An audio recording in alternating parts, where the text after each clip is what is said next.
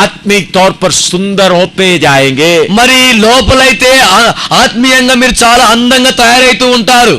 बाहर में निंदा बढ़ता जाएगा, బయటికైతే నిందలు ఎక్కువైతూ అధికమైతూ ఉంటాయి. इधर पौलुस क्या लिखता है? ఇక్కడ పౌలు గారు ఏం రాస్తున్నారు? आओ हम निंदा उठाते हुए बाहर जाएं, మరి రండి మనం నిందను మోసుకుంటూ బయటికి వెళుదాం. इज्जत रेस्पेक्ट को लेते हुए नहीं, మరి గౌరవాన్ని తీసుకుంటూ కాదు, निंदा उठाते हुए बाहर जाएं. నిందను మోసుకుంటూ బయటికి వెళుదాం. यीशु के पीछे चलने वालों का యేసు ప్రభు వెనుక నడిచే వారికి बाहर में निंदा है, బయట నిందలు ఉన్నాయి, अंदर में सुंदर है. మరి లోపల మాత్రం అందంగా ఉన్నారు. दूर से देखने से बुरा दिखाई देगा, దూరం నుండి చూసినట్లయితే చెడుగా కనబడతారు, नजदीक नजदीक आने से बहुत अच्छा लगेगा. మరి దగ్గరగా వచ్చినట్లయితే చాలా బాగుంటారు. मैं मेरा एक अनुभव बताता हूं. నిన్న అనుభవం ఒకటి చెబుతాను మీకు. केरला में इरवीपेरू में मुझे मारा गया, మరి కేరళలో इरवीपेरू जगह में. ఎరుబిబేర్ జగాలో స్థలంలో मैं प्रचार कर रहा था. నేను వాక్యాన్ని బోధిస్తూ ఉన్నాను.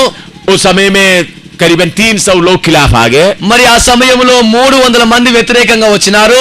12-15 लोग स्टेज में चढ़ गया మరి 15 మంది అట్లా స్టేజ్ మీదకి ఎక్కినారు.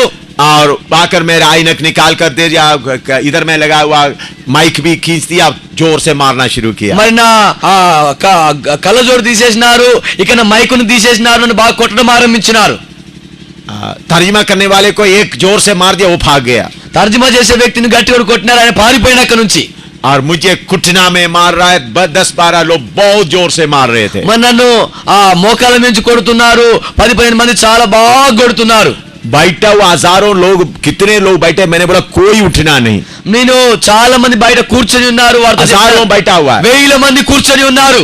मैंने बोला कोई उठना नहीं. నేను ఎవ్వరు లేవకూడదని చెప్పేసినాను నేను.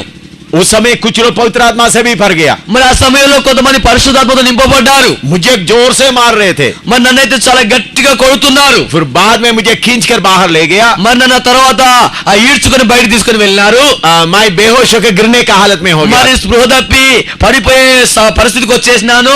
तब कुछ लोग मुझे उनके हाथ से छुड़ाया. మరి ఆ తర్వాత ఆ సమయంలో కొంతమంది నన్ను వారి చేతులకి విడిపించినారు.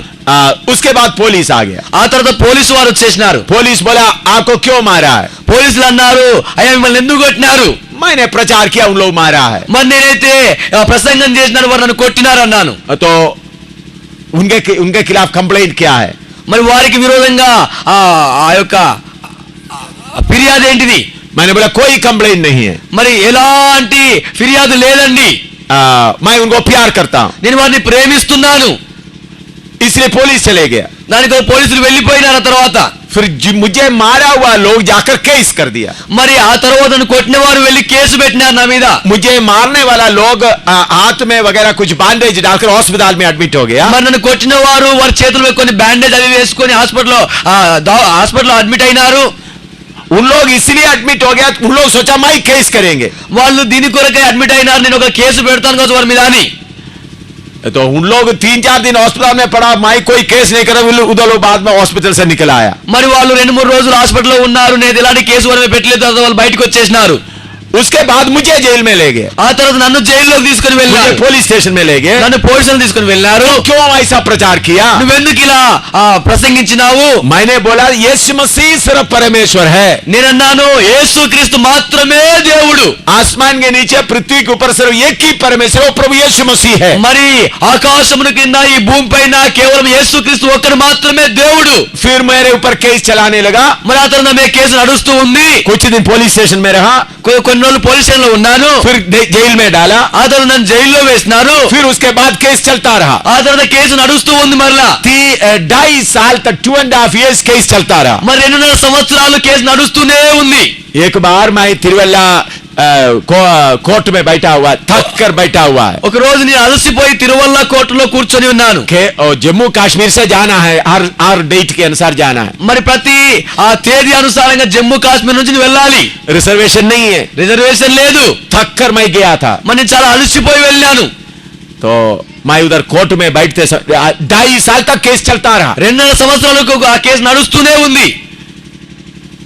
और सब आरएसएस लोग मसीह विरोधी लोग हैं। మరి ఆర్ఎస్ వాళ్ళంతా కూడా క్రీస్తు విరోధులై ఉన్నారు। वही लोग मेरे खिलाफ केस दिया था। మరి వారే నాకు విరోధంగా కేసులు పెట్టినారు। तो जब मैं उधर में गया तो उन लोग मेरे पास आकर बोल रहे आप क्यों हमारे खिलाफ कुछ भी नहीं बोला। మరి నేను వెళ్ళే సమయంలో వారు కొంతమంది వచ్చేసి అన్నారు నువ్వెందుకొరకు మాకు విరోధంగా ఏమీ చేయలేదు। अदालत में जज मेरे से पूछा, మరి ఆ కోర్టులో జడ్జిగా నాతో అడిగినారు आपको मारा हुआ लोगों का कुछ भी है, మరి నిన్ను కొట్టిన వారికి ఏమైనా ఉందా, వారిదైనా ఉందా। मैंने बोला वो हमारा भाई लोग है। నేను అన్నాను వారు మా సహోదరులు। उन लोग बोला उनका नाम बताओ। వారు అన్నారు వారి పేరు చెప్పండి। मैंने बोला नहीं, कभी नहीं बता सकता है। నేను అన్నాను ఎన్నడూ కూడా నేను వాళ్ళ పేర్లు చెప్పనన్నాను। बाद में ये लोग मेरे से पूछ रहा है, మరి తర్వాత వారు నాతో అడుగుతున్నారు मेरा दुश्मन लोग मेरे से पूछ रहा है, నా శత్రువులు నన్ను అడుగుతూ ఉన్నారు, जिन्होंने मुझे मारा मुझे बोल रहा है, ఎవరు నన్ను కొట్టినారో వారు నన్ను అడుగుతూ ఉన్నారు, जिन्होंने मुझे जेल में डाला उन लोग बोल रहा है, ఎవరు నన్ను కొట్టినారో ఎవరు నన్ను జైల్లో వేసేవారు అడుగుతూ ఉన్నారు నన్ను। आप क्यों हमारे खिलाफ कुछ भी नहीं बोलता है। మరి నువ్వెందుకు మాకు విరోధంగా ఏమీ చెప్పడం లేదు। मैंने बोला आप लोग मेरा भाई लोग हैं, నేను అన్నాను మీరు నా సహోదరులు, आपको मालूम नहीं आप क्या कर रहा है। మీకు తెలియదు మీరు ఏం చేస్తున్నారో। उन लोग हाथ जोड़कर बोला, వాళ్ళు చేతులు జోడించి అన్నారు केरला में ऐसा कोई प्रचारक नहीं है। మరి కేరళలో ఇలాంటి ఏ ప్రసంగికులు లేడు। उन लोग सब हमारे खिलाफ केस करने में लगा हुआ है। మరి వారంతా కూడా మాకు విరోధంగా కేసు పెట్టడంలోనే ఉన్నారు। आप एक ही व्यक्ति है हमारे खिलाफ कुछ भी नहीं बोला है। మీరు ఒక్కరు మాత్రమే మాకు విరోధంగా ఏమీ చెప్పలేదు। उन लोग बोलता है हम ये केस पीछे लेना चाहता है। వాళ్ళు అన్నారు మేము ఈ కేసును వెనుక తీసుకోవాలనుకుంటున్నామని। मैंने बोला आपका मर्जी है। నేను అన్నాను మీ ఇష్టం అది। फिर उन लोग क्या बोला आपको मालूम है। ఆ తర్వాత వారు ఏమన్నారో తెలుసా మీకు। आरएसएस ऑफिस में खड़ा होकर मुझे क्या बोल रहा है। వారు ఆర్ఎస్ఎస్ ఆఫీసులో కూర్చొని నన్ను ఏమంటున్నారు తెలుసా। उधर का उनका लॉयर भी उधर है, आरएसएस का लॉयर था मेरे खिलाफ। మరి ఆర్ఎస్ఎస్ లాయర్ కూడా నాకు విరోధంగా అక్కడనే ఉన్నాడు। वही केस शुरू किया था। ఆయనే ఈ కేసును ఆరంభించినాడు।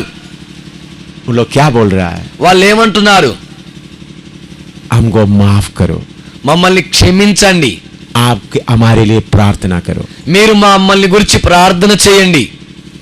जो लोग खिलाफ किया है, ఎవరైతే విరోధంగా మారినారో, जो लोग मुझे इतना मारा है, ఎవరైతే నన్ను బాగా ఇంత కొట్టినారో, आखिरी में मुझसे बोल रहा है हमारे लिए प्रार्थना करो। చివరికి వారు నాతో అంటున్నారు మా కొరకు ప్రార్థన చేయండి అని। मैं उनके लिए प्रार्थना किया। నేను వారి కొరకు ప్రార్థన చేసినాను। वो केस उन लोग अपने आप ही निकाल दिया। వారు కేసును వారంతట వారిగా తీసేసినారు। मैं क्यों ये बात बताया है, నేను ఎందుకొరకు ఈ విషయాన్ని మీకు చెబుతున్నాను। बाहर में हम निंदा उठाता है, బయటికి అయితే మనము ఆ నిందలను మోస్తూ ఉన్నాము। हमारे नजदीक आने से सुंदरता दिखाई देना है। మనకు దగ్గరగా వస్తున్న సమయంలో మన యొక్క అందాన్ని చూపించాలి। समझ आया। అర్థమైందా। आजकल हमारा रूप क्या है, మరి ఈ రోజుల్లో మన రూపం ఏంటండి। बाहर में बहुत सुंदर है, మరి బయటికి చాలా అందంగా ఉంటాం, अंदर जाया तो లోపలికి వెళ్ళినట్లయితే कबर के समान है, सेमेटरी कबर के समान है। మరి సమాధి ఎలా ఉంటుందో అలా ఉంటుంది పరిస్థితి। बदबू देने वाला हड्डी पड़ा हुआ है। మరి ఆ కంపు దుర్వాసన కొట్టేటువంటి ఎముకలు ఉన్నాయి। ऐसा नहीं होना है। ఇలా ఉండకూడదండి। हमारे अंदर सुंदरता बढ़ते जाना है। మన అంతరంగములో ఈ అందం అనేది ఎదుగుతూ ఉండాలి। बाहर में क्या होगा, మరి బయట ఏమైతుంది, निंदा बदनामी, నిందలు మరి అవమానాలు వస్తాయి। कितने लोगों को ये बात समझ में आ रहा है। ఎంతమందికి ఈ వాక్యం అర్థమవుతూ ఉంది। बाहर में निंदा और बदनामी, మరి బయట అయితే నిందలు అవమానాలు వస్తూ ఉంటాయి। नजदीक देखने से सुंदर होता जाता है। మరి దగ్గరగా చూసినట్లయితే అందంగా అవుతూ ఉంటుంది। राजकुमारी महल के अंदर अतिशोभयामान है। మరి ఈ రాజకుమార్తె ఆ అంతఃపురములో చాలా మహిమగలదిగా ఉంది। सॉन्ग्स ऑफ सोलोमन 1 का 5 और 6 पढ़िएगा। మరి ఆ పరమగీతములు number 1వ అధ్యాయం 5వ వచనం 5 or 6. 5-6 వచనాలు. Songs of Solomon 1, 5 and 6. పరమగీతములు 1వ అధ్యాయం 5-6 వచనాలు.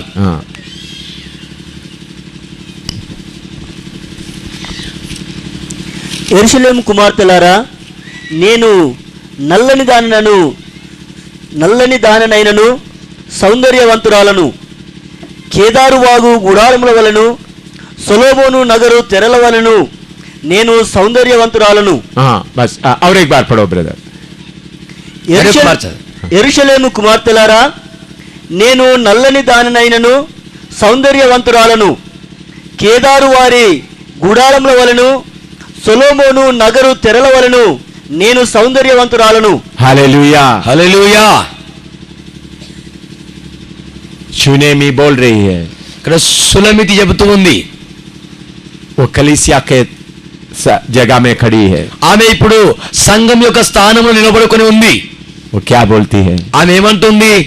बाहर में मैं काली हूं, నేను బయటికైతే నల్లని దానను, लेकिन अंदर में मैं सुंदर हूं. కానీ నేను లోపలైతే సౌందర్యవంతురాలను.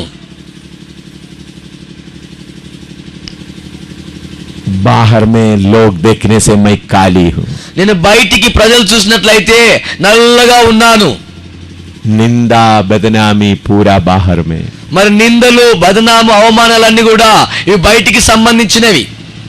बाहर में देखने से पूरा कालापन है. బయటికి చూసినట్లయితే పూర్తి నల్లగా కనబడుతున్నారు. घुटना में बैठे మోకాళ్ళ మీదకి రండి. प्रार्थना शुरू करने के पहले मैं एक दो बात बताना चाहता हूं. ప్రార్థన ఆరంభించడానికి ముందు నేను 2-3 మాటలు చెబుతాను. बाहर में निंदा बदनामी, మరి బయటికైతే నిందలు, అవమానములు, अंदर में सुंदरता. అంతరంగములో అయితే సౌందర్యం ఉంది. आपका हालत कैसा है? మరి మీ పరిస్థితి ఎలా ఉంది ఈ సమయంలో? श्रेष्ठ गीत 8 Songs of Solomon 8:5 पढ़िएगा. మరి పరమగీతములు 8వ అధ్యాయం 5వ వచనం చదవండి. 8:5. 8-5 వచనాలు చదవండి. పరమగీతములు 8వ అధ్యాయము 5వ వచనం చదవండి. తన ప్రియుని మీద ఆనుకొని అరణ్య మార్గమున వచ్చినది యువతే, జల్దరు వృక్షము క్రింద. बस ये कौन है अपना प्रेमी के ऊपर टेक लगा कर आ रहा है? తన ప్రియుని మీద ఆనుకొని వస్తున్నది ఈమె ఎవరు అంటున్నాడు ఇక్కడ. जंगल से आ रहा है, मरुभूमि से आ रहा है. అరణ్య మార్గం నుండి వస్తూ ఉన్నారు. इधर देखिए, ఇక్కడ చూడండి. आप में से कितने लोग चाहता है मैं परमेश्वर का राज्य का अवकाशी बनूं? మరి మీరు ఎంతమంది కావాలని అనుకుంటున్నారు నేను దేవుని రాజ్యానికి వారసురాలను కావాలని? कितने लोगों के अंदर में इच्छा है ఎంతమంది లోపల కోరిక ఉంది मुझे परमेश्वर का राज्य का वारिस बनना है? నేను దేవుని రాజ్యానికి వారసుని అవ్వాలి.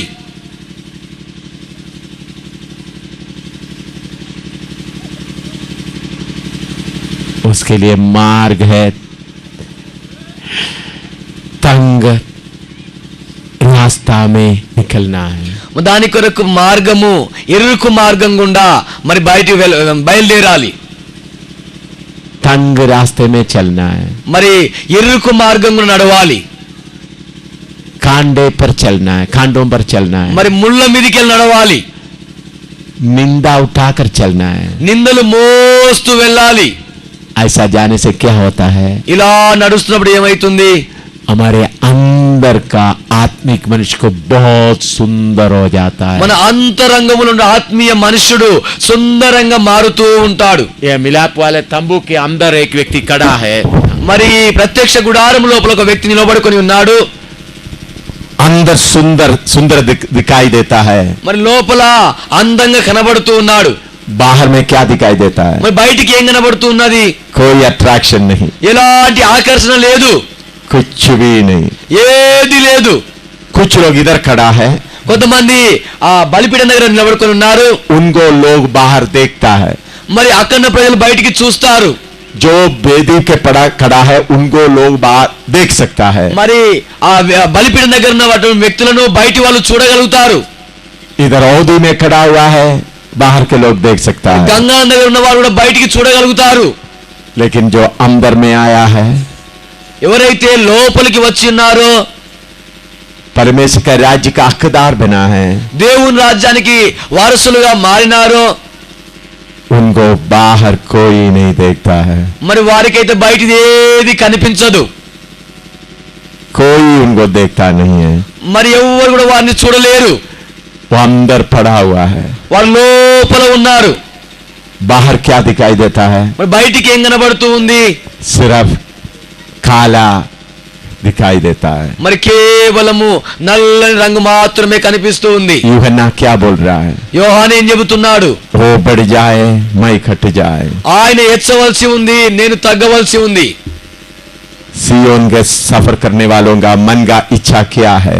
సియోను యాత్ర చేసే వారి యొక్క మనసులో ఉన్న కోరిక ఏంటి?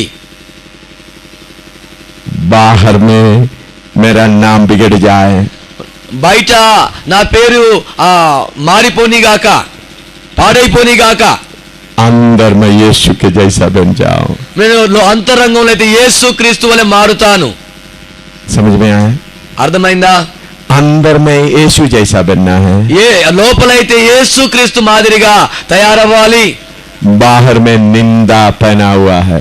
మరి బయట అయితే నిందలు పడి ఉన్నాం. कितने लोग ये बात समझ में आया? ఎంతమందికి ఈ మాట అర్థమైందండి? सियोन में जाने वालों को बाहर में निंदा बदनामी, మరి సియోనులోకి వెళ్లే వారికి బయట నిందలు, అవమానాలు, బదనాములు ఉన్నాయి. अंदर में सुंदरता. మరి లోపలైతే సౌందర్యం ఉంది. आप ये मार्ग चाहते हैं? మీరు ఈ మార్గాన్ని కోరుకుంటున్నారా? प्रार्थना शुरू करो. ప్రార్థన ఆరంభించండి. प्रभु बाहर में मुझे निंदा आने दो, ప్రభువా నాకు బయట నిందలు రానిగాక, लोग मुझे बुरा बोलने दो, ప్రభువా ప్రజలను చెడ్డగా అనుకోని, मुझे कोई अच्छा नाम नहीं चाहिए, నాకు ఏ మంచి పేరు అవసరం లేదు, लेकिन अंदर में मैं आपके समान होना है. ఓ అంతరంగములో నేను నీకు సమాంతరంగా మారాలి. प्रभु मैं अंदर में आपके समान होना है. ప్రభువా ఆయన అంతరంగములో నీకు సమాంతరంగా మారాలి. लोग मुझे कुछ भी बोले, ప్రజలను ఏమైనా నీవుగాక, मैं निंदा का कंबल उठाकर चलता हूँ. నేను నిందల యొక్క ఆ వస్త్రాన్ని మోసుకొని వెళ్తాను. इधर सुनिएगा, ఇక్కడ వినండి, पौलुस क्या बोलता है? పౌలు ఏం చెబుతున్నాడు? आओ हम निंदा को उठाकर जाएं, రండి మనం నిందను మోసుకొని వెళుదాం, निंदा को पहनते हुए चले. మనం నిందను ధరించుకొని వెళుదాం. और इस दुनिया में हमको क्या मिलेगा? ఈ లోకములో మనకి ఏమి లభిస్తుంది? निंदा, निंदा. నిందలు, నిందలు. क्या मिलेगा? ఏం లభిస్తాయి? निंदा बदनामी मिलेगा. నిందలు, అవమానాలు లభిస్తాయి. निंदा बदनामी. నిందలు, అవమానాలు. अंदर में क्या होना है? మరి అంతరంగములో ఏం కావాలి? यीशु का सुंदरता. యేసు క్రీస్తు యొక్క ఆ సౌందర్యం రావాలి. हालेलुया. హల్లెలూయా. ऐसा कौन लोग चाहते हैं? ఈ విధంగా ఎంతమంది కోరుకుంటున్నారు? वो काला कंबल थोड़ा लिखा के दे आए. ఆ నల్లటి అది కొంచెం తీసుకొచ్చి. वो कंबल. हम कैसा होना है? మరి ఇప్పుడు ఎలా ఉండాలి? कैसा हमारा जीवन होना है? మరి ఎలా మన జీవితం ఉండాలి? इस दुनिया में कैसा दिखाई देना है? ఈ లోకములో మనం ఎలా కనిపించాలి? इस दुनिया हमको क्या देगा? మరి ఈ లోకం మనకి ఏమి ఇస్తుంది? आप ये देखिएगा, ఇప్పుడు చూడండి, तमाशा के लिए नहीं है. మరి నవ్వడం కొరకు కాదు, अंदर में क्या है? లోపల ఏముంది? सफेद कपड़ा. మరి తెల్లని వస్త్రం. बाहर में మరి బయట ये है यीशु के पीछे चलने वालों का ड्रेस. మరి ఇదే యేసు క్రీస్తు వెనుక నడిచే వారి యొక్క ఆ అడ్రస్ అయింది. अनुभव यही है. వస్త్రం, అనుభవం ఇదే. यीशु के पीछे चलने वालों का अनुभव ये है. యేసు క్రీస్తు వెనుక నడిచే వారి అనుభవం ఇది. यही पौलुस बोलता है. ఇదే పౌలు గారు చెబుతున్నారు. आओ हम निंदा उठाते हुए चले. రండి మనం నిందను మోసుకొని వెళదాం. अंदर में क्या है? మరి లోపలేముంది? दूर से देखने से क्या बोलेगा? మరి దూరం చూస్తే ఏం చెబుతారు? पूरा निंदा, तू पूरा काला है. మరి పూర్తిగా నల్లగా నిందలతో ఉంది. कोई नजदीक आकर देखेगा तो, ఎవరైనా దగ్గరగా వచ్చి చూసినట్లయితే, थोड़ा उठा के देखेगा तो కొంచెం లేపి చూసినట్లయితే दिखाई देते अंदर सफेद है. మరి కనబడుతుంది లోపల తెల్లగా ఉందని. हालेलुया, హల్లెలూయా, हालेलुया, హల్లెలూయా. ये मार्ग आप में से कितने लोगों को चाहिए? మరి ఈ మార్గం మీలో ఎంతమంది కావాలి? घुटना में बैठकर प्रार्थना शुरू करो. మోకాళ్ళ నుండి ప్రార్థన ఆరంభించండి. ये मार्ग किसको चाहिए? ఈ మార్గం ఎవరికి కావాలి? मैं वचन के अनुसार बोल रहा నేను हूँ. వాక్యానుసారంగా చెబుతున్నాను. ये ही सही मार्ग है. ఇదే సరి అయిన మార్గము. ये है मसीह मार्ग है. ఇదే క్రైస్తవ మార్గము. ये मार्ग कितने लोगों को चाहिए? ఓ ఈ మార్గం ఎంతమంది కావాలి? प्रार्थना करो. ప్రార్థన చేయండి. मैं बड़ू, मैं कट्टू, यीशु बड़ू. నేను తగ్గవలసి ఉంది, యేసు ఎచ్చవలసి ఉంది. मैं कट्टू, यीशु बड़ू. నేను తగ్గవలసి ఉంది, యేసు ఎచ్చవలసి ఉంది. प्रार्थना शुरू करो. ప్రార్థన ఆరంభించండి. हालेलुया, హల్లెలూయా, హల్లెలూయా. के समान, ఓ లోపలైతే యేసు సమాంతరంగా, अंदर में यीशु के समान. ఓ అంతరంగంలో యేసుతో సమానంగా. प्रभु मुझे तेरे समान बना दे. ప్రభువు నీకు సమాంతరంగా మార్చండి. Hallelujah, hallelujah, hallelujah, hallelujah. आपका मुंह में थूक पड़ा है. ఎప్పుడైతే నీ ముఖం మీద అయితే ఉమ్మి పడిందో, जब आप नंगा क्रूस में लटक रहा है, మరి మీరైతే నగ్నంగా శిలువ మీద ఎక్కినారు. मुझे दुनिया का रेस्पेक्ट नहीं चाहिए. నాకు ఈ లోకం యొక్క గౌరవం అవసరం లేదు. यीशु आप निंदा उठाया है तो యేసయ్యా నీవే నిన్ను మోసినట్లయితే मुझे भी वही चाहिए. నాకు కూడా అదే కావాలి.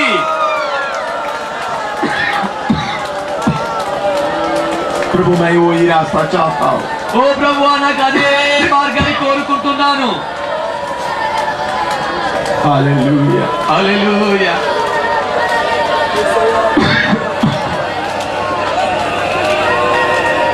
कौन प्रार्थना करेगा? ఎవరు ప్రార్థన చేస్తారు? प्रभु मुझे निंदा का रास्ता चाहिए. ప్రభువా నాకు నిందల మార్గం కావాలి. आपका मुंह में थूक पड़ा है. ఓ నీ ముఖం మీద ఉమ్మి పడింది. आप नंगा लटक रहा है. మీరైతే నగ్నంగా వేలాడదీయబడ్డారు.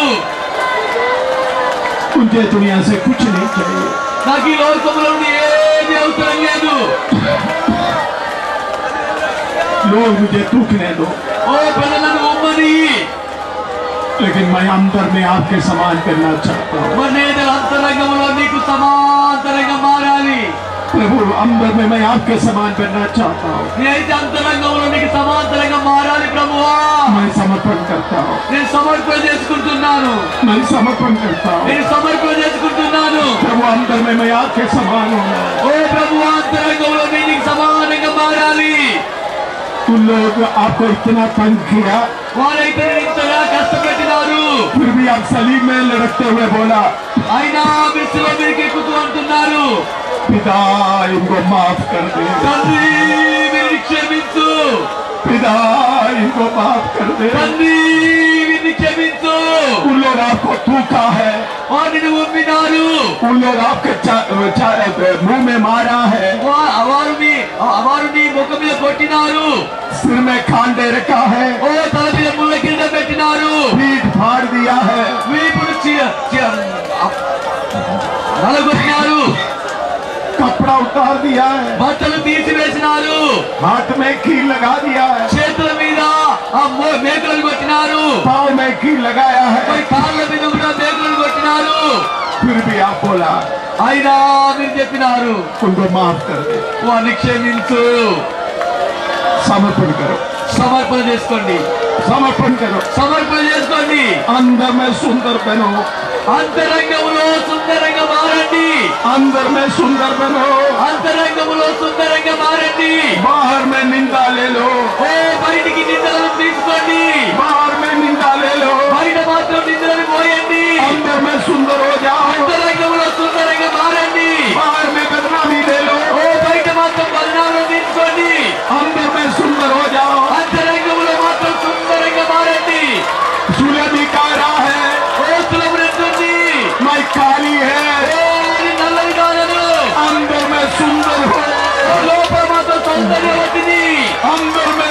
యేసుకు సమానంగా लोगों को बात करते वक्त यीशु के समान बात, ప్రజలతో మాట్లాడుతున్న సమయంలో ఇదిగో ఈ ప్రజలతో యేసుకు సమానంగా, हर समय यीशु के समान, ప్రతి సమయంలో యేసుకు సమానంగా झूठे गवाही खड़ा होकर बोलता है, ఓ అబద్ధము సాక్షులు ఎవరు చెబుతున్నారు, तब यीशु चुपचाप खड़ा है, ఆ సమయంలో యేసు మౌనంగా ఉన్నాడు.